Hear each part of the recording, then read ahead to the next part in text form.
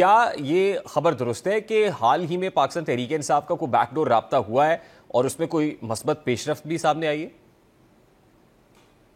बिस्मिल्लाहिर्रहमानिर्रहीम, यका नाबुदो व यका नस्तईन। देखिए जी, ये चीज़ जो मीडिया पे आई है अली अमीन के लिहाज से वही हमने सुनी है, उसको वेरीफाई अली अमीन ही कर सकते हैं और मुझे नहीं मालूम कि किसी और जराए से उसकी कंफर्मेशन हो सकती है। So to the best of my knowledge I am not aware of anything. However, ये कह देना कि बैकडोर जराए से कभी कोई बातचीत नहीं हो रही होगी, ये कभी मुमकिन नहीं है। मुमकिन इसलिए नहीं है कि पाकिस्तान में 70 से 80% लोग जो है ना, जो किसी भी इदारे की हम जब पाकिस्तान की पॉपुलेशन की बात करते हैं तो वो चीज़ रिफ्लेक्ट होती है हर जगह पे, हर इदारे में, हर जगह पे। वहाँ पे पाकिस्तान तहरीक इंसाफ को पसंद करने वाले, इमरान खान को चाहने वाले, और जो भी मिसअंडरस्टैंडिंग या जो भी एक गलत फहमियाँ या जिस लिहाज से भी है उसको दूर करने की कोशिश के लिए हर एक कोशिश कर रहा होगा, हर जगह पे कोशिश कर रहा होगा, जिसका जितना बस होगा उतना कर रहा होगा।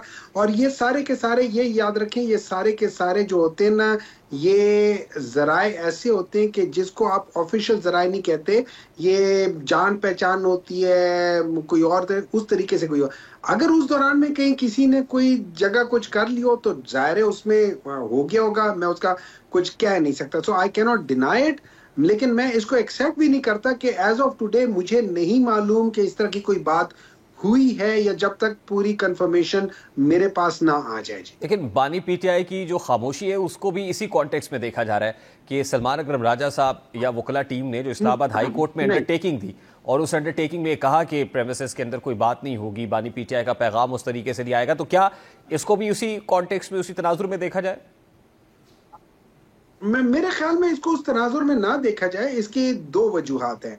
एक वजह यह है कि सबसे पहले तो इमरान खान के साथ मुलाकातें ही नहीं हो रही, तो इस वजह से उनकी कोई चीज़, उनको वहाँ इंफॉर्मेशन भी सही नहीं आ रही, बल्कि वो अतर काजमी साहब तो किसी पीटीआई के किसी सीनियर बंदे का रेफरेंस दे रहे थे, लेकिन वो ये कह रहे थे अपने उसमें वीलॉग में कह रहे थे कि इमरान खान को तो शायद अखबार भी ज़रा डिफरेंट मिलता है, या जो भी है, वट एवर इट इज़, सच है झूठ है जैसे भी है उसको छोड़ दें आप। लेकिन जो बात सलमान अकरम राजा ने की है, मेरे ख्याल में उसके पीछे एक चीज़ ये है कि हमारे अंदर बहुत सारे ट्रोजन हॉर्सेस हैं। मतलब इस तरह के लोगों को डाला हुआ है कि जो पीटीआई बनकर उल्टी सीधी बातें भी कर जाते हैं। और चूंकि बड़ा आसान तरीका है ना, मैं अपने, अब मेरा जो क्या कह सकते हो उसे, निशान होगा मेरे फोन पे या मेरे किसी ट्विटर हेड पे, और उसमें मैं पीटीआई का झंडा लगा दूं तो 100% लोग तो समझेंगे कि ये पीटीआई का बंदा है। तो उस बेसिस के लिहाज से उन्होंने कहा है कि सिर्फ चंद लोग या कुछ चीजें हमने अपनी तरफ से जरा फिल्टर की हैं ताकि जब हमारे ऑफिशियल अकाउंट से कोई चीजें जाए तो उसके अंदर इबाम ना हो। और मैं ये समझता हूँ ये बात चीजें अच्छी बात है। देखिए, लोग क्या कहते हैं क्या नहीं कहते, एज अ तहरीक इंसाफ मेरा उससे कोई ताल्लुक नहीं है। हर एक इंसान की अपनी एक राय है, वो उसकी राय का इजहार कर सकता है, वो कैसे भी करे, ये उसकी जिम्मेदारी है। Pakistan Tehreek Insaf as a political party, हमारी एक राय है। हम लोग अगर कोई ये कहता है कि हम लोग बाज चीजों के ऊपर क्रिटिसाइज करते हैं, तो हम लोग विद इन कॉन्स्टिट्यूशनल क्रिटिसाइज करते हैं कि यार ये रोल कॉन्स्टिट्यूशनल है, ये रोल कॉन्स्टिट्यूशनल अच्छा सेनेटर साहब, पहली बात तो आपने कहा कि बानी पीटीआई की मुलाकात नहीं हो रही, तो बानी पीटीआई की लीगल टीम से मुलाकात तो तवातुर से हो रही है और उसमें सलमान अकरम राजा साहब भी शामिल है जो सेक्रेटरी जनरल है, और फिर जाहिर है वो फैसले भी ले रहे हैं। हाल ही में लीगल टीम से जो लोगों को निकाल बाहर किया गया है, जाहिर है ये उन्होंने ही किया है, बतौर सेक्रेटरी जनरल उनके दस्तखत के साथ नोटिफिकेशन हुआ है। नहीं नहीं नहीं नहीं, एक बात याद रखें, एक बात मिक्स ना करें। Salman Akram Raja as a secretary general political party के लोगों को निकालने के लिए भी उनसे वो एक तरीका होता है, उसके बगैर कोई निकाल नहीं सकता, हर जगह पे निकालने का। अच्छा, जो पॉलिटिकल टीम है उसके जो चीजें होंगी वो इमरान खान के पास है और बुशरा बेगम के पास है, वो आपस में जैसे मर्जी डिसाइड करे कौन हमें रिप्रेजेंट करते हैं, वो उधर तक है। उसमें मेरा निकाल के सलमान अकरम राजा या किसी शख्स के भी कोई उसके अंदर कोई से होगी, ये एक चीज है। नंबर 2, विद इन पार्टी बिल्कुल सलमान अकरम राजा साहब सेक्रेटरी जनरल हैं और गौहर साहब जो है चेयरमैन है, लेकिन ये सिर्फ दो शख्सियात हैं। ये याद रखें कि जब भी कोई पॉलिटिकल टीम होती है, जब होती है, उसमें कम से कम 10-12 बंदे एक किस्म का कैबिनेट होता है, या एक किस्म के जो डिसीजन मेकिंग होती है वो 10-15-20 बंदे 25 बंदे बैठे होते तब करते। तो अगर इमरान खान के साथ 8-10 बंदे, जिसमें हमारे जो पार्लिमानी लीडर्स हैं, जिसमें हमारे ऑपोजिशन लीडर्स हैं, जिसमें हमारे सूबों के प्रेसिडेंट्स हैं, ये 7-8-10 बंदे, और एक दो जैसे असद कैसर है, उसके पास कोई ओहदा नहीं है इस वक्त एज ऑफ नाउ पार्टी का, लेकिन सीनियर आदमी है। इस किस्म के लोग जब तक जाके उनके साथ मिल के बैठ के बात ना करें, हमारे जो मीडिया के वो इंचार्ज हैं, जब तक शेख साहब हैं, जब तक वो देखिए, अब आपकी इस गुफ्तगू से एक क्वेश्चन अराइज होता है सेनेटर साहब कि असद कैसर साहब बहुत सीनियर आदमी है, सीजन पॉलिटिशियन है, लेकिन जाहिर है उनके पास अभी कोई ओहदा नहीं है। ओहदा अभी लीगल टीम के पास है, या वो लोग जो लीगल मैटर्स को भी देखते हैं उनके पास ओहदे भी मौजूद हैं। ये एक बहुत बड़ा एक सवालिया निशान है पाकिस्तान तहरीक इंसाफ के अंदर जो तकसीम है उसके ऊपर। नहीं, तकसीम नहीं है, इस तरह है।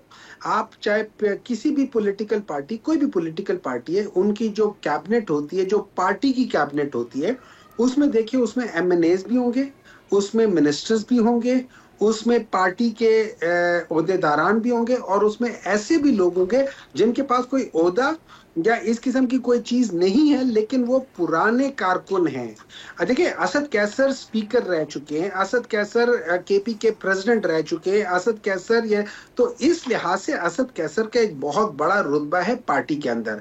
तो इस किस्म के लोगों का होना, शिबली फराज जो है सेनेट के अपोजिशन लीडर है, उमर अयूब जो है वो अपोजिशन लीडर है, इन तीन का तो कम से कम बनता ही बनता है, अगर बाकी नहीं बनता उसके अलावा फिर बाकी। तो ये सारे कोई 5-6-7-8 बंदे जाके बैठ के बात करें, और उसके बाद शेख वकास है, ही इज वो हम लोगों का वो है, ये एक किस्म का इंफॉर्मेशन मिनिस्टर है, या हमारा इंफॉर्मेशन सेक्रेटरी है। इन 4 बंदों का तो कम से कम बनता है कि जाके उनके साथ बात करें, तो फिर कोई बात बनती है। वरना मेरे लिहाज से वो जो, मैं तो एज अ लॉयर जाके कोई बात भी कर सकता हूं, लेकिन जब हम कोई पॉलिटिकल डिस्कशंस करते हैं तो उसके लिए तभी तो कहते हैं कलेक्टिव जो विजडम होती है, उसमें दो बंदे नहीं होते। तो यही बात है ना सेनेटर साहब, ये इनकी मुलाकातें तवातुर से नहीं हो रही, और जाहिर है कि इनके फैसलों में भी जान नहीं होगी, क्योंकि सलमान अकरम राजा साहब बानी पीटीआई का कोई ना कोई पैगाम लेकर आते हैं, या लीमा खान साहिबा के साथ अगर मुलाकात हो जाए तो वो पैगाम लेकर आती हैं। तो बानी पीटीआई का पैगाम तो इन लोगों के जरिए से आ रहा है जो लीगल टीम है, क्योंकि मुलाकात ही वकला से हो रही है। देखिए, मैं आपको बात, देखिए, हर एक मैं एक बात बताता हूँ। आप मुझे कोई बात करेंगे ना, मेरा अपना एक बैकग्राउंड है, मेरी अपनी एक सोच है, मेरे अपनी एक आइडियोलॉजी है, ठीक है, और हर इंसान की दूसरे से फर्क होती है। अब आप जब मुझे बात करेंगे, मैं उसको कैसे कॉम्प्रीहेंड करता हूँ, कैसे समझता हूँ, वो मेरे तक है। देखिए, ये जो मेरे तक है, अब अगर मैं उस चीज को आगे बयान करूंगा और मेरे साथ एक और बंदा होगा, उसका बैकग्राउंड, उसका एक्सपीरियंस डिफरेंट होगा, हम दोनों की कॉम्प्रीहेंशन या समझ उस बात की कि जो इमरान खान का मुख्तलिफ हो सकती है। तो इस वजह से उन चीजों को, और पाकिस्तान के लिए ये बहुत बेहतर है कि इस किस्म के इबाहम पैदा ना हो। वरना जब इस किस्म के इबाहम पैदा होते हैं, हमारी पार्टी को, मैं ट्रस्ट कर मैं बता देता हूं, हमारी पार्टी को कोई नुकसान नहीं है। हमारी पार्टी की सारी जो है ना, वो हमारी पार्टी में आप ये समझ लें कि इलेक्टेबल्स नहीं है। हमारी पार्टी लोगों को इलेक्टेबल्स बनाती है। तो आज हम सारे के सारे 100, 150, 200 जो इस वक्त पार्लियामेंट में बैठे हट जाए, और कल को इलेक्शन होगा तो 100, 150, 300 बंदे बिल्कुल नए आ जाएंगे और जीत जाएंगे। तो इस वजह से आप पीटीआई को कोई नुकसान नहीं है। हाँ, नुकसान बाकी मुल्क को हो सकता है, उस इबाहम का नुकसान बाकी मुल्क को हो सकता है। सेनेटर साहब, अभी जो बैकडोर बातचीत हो रही है, जैसे अलीमीन गंडापुर साहब ने कहा कि और आपने भी इसकी इंडोर्स तो किया कि वो जारी रहती है, इसको लीड कौन कर रहा है? गंडापुर साहब ही लीड कर रहे हैं, और अगर गंडापुर साहब लीड कर रहे हैं और उनका स्टेटमेंट दुरुस्त मान लिया जाए, तो क्या बानी पीटीआई 9 मई पर माफी मांगने को तैयार हो गए, जैसे एस्टैब्लिशमेंट जिस पर राजी भी हो गई? देखिए, मेरा नहीं ख्याल के जो अली अमीन ने बात की है, उसमें उसने कहा है कि इमरान खान ने आम माफी का ऐलान किया है, उन्होंने माफी नहीं मांगी। This is what I understand, मेरी ये समझ है। उन्होंने कहा है कि वो किसी से बदला नहीं लेंगे, क्योंकि इन सब की हालत पतली है कि अगर वो आ गया वापस तो इन सब के साथ बड़ा बुरा होगा। नहीं, लेकिन उसमें तो उनके मैं ये स्टेटमेंट का समझता हूँ कि दूसरा इमरान हिस्सा भी खान है ने ना। कहा है कि मैं किसी को कुछ नहीं कहूंगा, मेरी तरफ से सब माफ है, ये मेरी समझ है।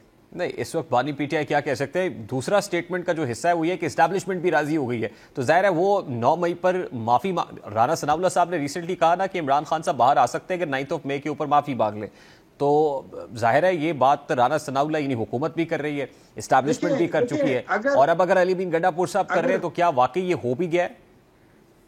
देखिए ऐसा है, जब आप राना सनाउल्लाह को कोट करते हैं ना, तो मैं इसलिए उनके ऊपर यकीन नहीं करता हूं कि वो हर रोज एक नई बात करते हैं जो पहली बात को कॉन्ट्रडिक्ट करती है, तो मुझे समझ नहीं आती। मेरे ख्याल में शायद जिस दिन वो जिस किस्म का खाना खाते हैं उसका जो असर होता है ना, उस असर के लिहाज से वो बात कर जाते हैं। तो उनकी अगर आप स्टेटमेंट देख लें, आप पिछले 1 महीने की स्टेटमेंट देख लें, उसमें हर जगह पे कॉन्ट्रडिक्शन है एक दूसरे के साथ, तो इस वजह से मैं उसको तो वेटेज दूंगा ही नहीं। अब बात आ जाती है अली अमीन गंडापुर की। अली अमीन गंडापुर ने जो बात की है, अगर उन्होंने कहा कि एस्टैब्लिशमेंट मान गई है, तो फिर आप अली अमीन से पूछें कि क्या एस्टैब्लिशमेंट मान गई है या नहीं मान गई। लेकिन अगर आप मुझसे मेरे दिल से पूछें तो इस मुल्क के लिए सबसे इंपॉर्टेंट चीज है कि आप इमरान खान, जो कि पाकिस्तान की सबसे एज ऑफ, हालांकि हमारे इस वक्त बहुत सारे जो हमारे वोट है उनको छीना गया है, हमारी सीटों को छीना गया है, हमारे रिजर्व सीट्स हमें नहीं मिली, फिर भी पार्लियामेंट में सबसे बड़ी जमात हमारी है, सेनेट में हमें हमारी सीटें नहीं दी गई है, फिर भी हम सबसे बड़ी जमात में से एक हैं। इस सबसे बड़ी जमात के सरबरा को बैलेंस करना और उसको मतलब सिस्टम में लेकर आना इस मुल्क के लिए सबसे इंपॉर्टेंट चीज है।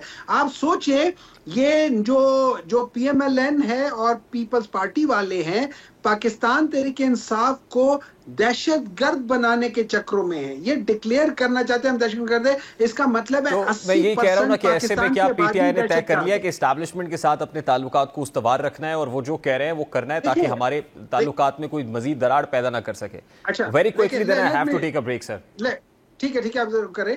मैं बताता हूं, हमारे ताल्लुकात एस्टैब्लिशमेंट एज अ होल के साथ कभी खराब नहीं थे, हमारी बाज जगहों पे रिजर्वेशन है on the things the way it was done. हमारे ताल्लुकात खराब नहीं है। इमरान खान ने हमेशा कहा है ये आर्मी भी मेरी, ये मुल्क भी मेरा, और उन्होंने कहा अगर किसी को करना पड़ा तो मैं उसके लिए कुर्बानी दूंगा, और ये सारी चीजें अपनी जगह पे है। लेकिन बहुत सारी चीजों के ऊपर हमारी जो एस्टैब्लिशमेंट है उनके बहुत, अगर आप बैक में जाके देखें, बहुत सारे डिसीजंस के ऊपर शायद आपको भी, मुझे भी, और उनके अंदर से भी लोगों को इख्तिलाफ होगा। That doesn't mean I am against them. ठीक।